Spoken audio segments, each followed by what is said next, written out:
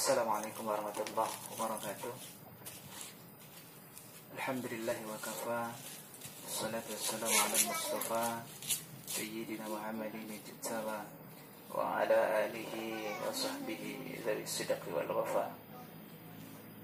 Para pemirsa yang berbahagia, mari kita bersama-sama memanjatkan puja dan puji syukur kehadirat Ilahi Rabbi Zatillah, Zat Allah yang maha pengasih dan pilih kasih, yang maha penyayang terpendam sayang.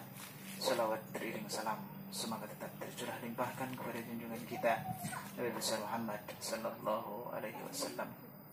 Para pemirsa yang berbahagia, kita sudah berada di ujung bulan Rajab. Bulan Rajab adalah bulan di mana terjadi peristiwa besar, peristiwa yang maha luar biasa, peristiwa yang maha dahsyat, yaitu peristiwa Isra dan Mi'raj Nabi Muhammadin sallallahu alaihi wasallam.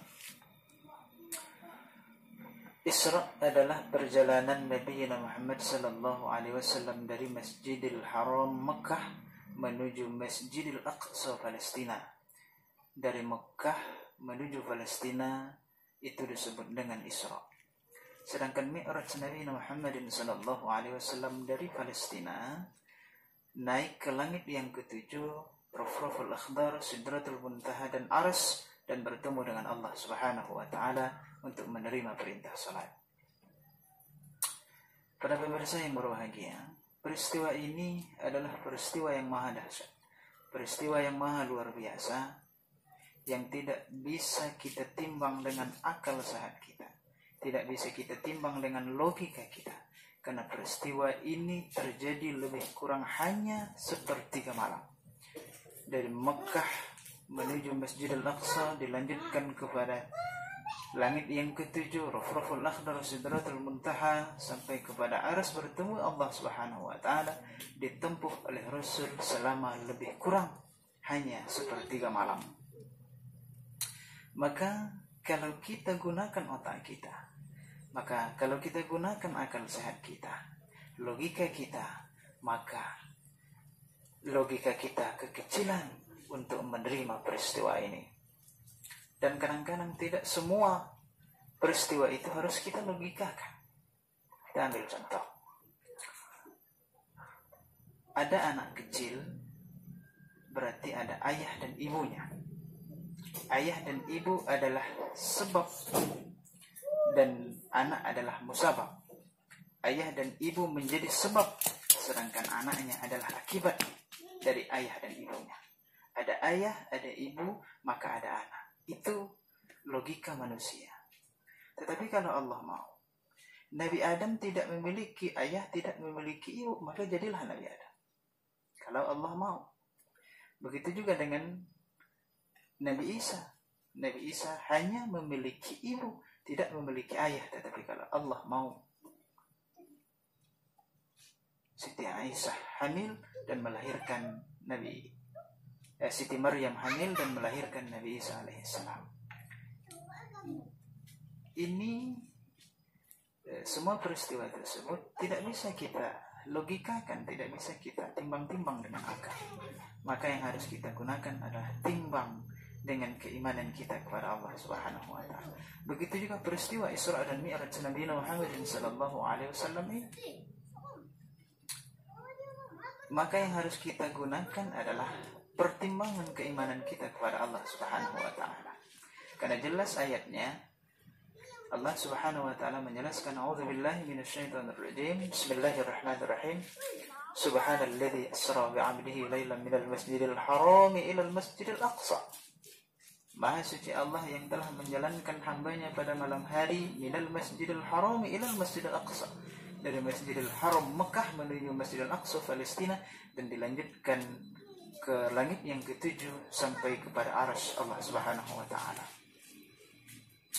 Maka yang harus kita lakukan adalah mengkaji dan membahas ayat ini satu persatu. Paling tidak ada kata-kata yang harus kita bahas sehingga peristiwa ini akan bisa kita terima dengan keimanan kita kepada Allah Subhanahu wa taala. Yaitu kata-kata Asra. Asra itu berasal dari kata saro yasiru, berubah menjadi asra. Kalau dalam bahasa Arabnya disebut dengan isim majhul, yang berubah makna dari berjalan berubah menjadi menjalankan. Maka dari ayat ini sudah jelas Allah subhanahu wa ta'ala yang menjalankan Nabi Muhammadin sallallahu alaihi wasallam dalam peristiwa Isra Miraj tersebut. Allah aktif yang menjalankan Nabi Muhammad, sedangkan Nabi kita Muhammad hanya menerima perjalanan tersebut. Nah, maka kalau sudah Allah yang menjalankan, apa yang tidak mungkin dari Allah subhanahu wa ta'ala? Para pemirsa yang berbahagia, oke, kita ambil sebuah contoh. Perjalanan dari Pangkal Pinang menuju Jakarta itu bisa ditempuh lebih kurang 1 jam 15 menit atau 20 menit. Saya melakukan perjalanan dengan kendaraan pesawat. Saya melakukan perjalanan tersebut dari Pangkal Pinang pagi lebih kurang pukul 8. Tiba-tiba ada seekor semut yang masuk ke dalam kantong dan otomatis dia ikut ke Jakarta. Ada urusan sedikit saya di Jakarta, pulang lagi sampai ke Pangkal Pinang. Perjalanan saya lebih kurang 4 jam. Maka setelah sampai saya di rumah, keluarlah semut tadi dan menemui kawan-kawan atau teman-teman semutnya tadi. Semut ini bercerita bahwa dia sudah melakukan perjalanan yang maha dahsyat, perjalanan yang begitu luar biasa dari Pangkal Pinang menuju Jakarta lebih kurang hanya 4 jam. Maka secara logika semut rasanya tidak mungkin diterima. Maka semut ini dibilang bohong, dibilang membuat cerita-cerita yang tidak masuk akal karena logika semut yang dia pakai. Maka peristiwa Isra Miraj ini jangan logika manusia yang kita pakai, tetapi logika keimanan kepada Allah Subhanahu wa taala. Para pemirsa yang berbahagia, demikian sedikit berbagi ilmu, mudah-mudahan bermanfaat bagi kita semua. Makan pepaya campur es batu. Wabillahi taufiq wal hidayah. Assalamualaikum warahmatullahi wabarakatuh.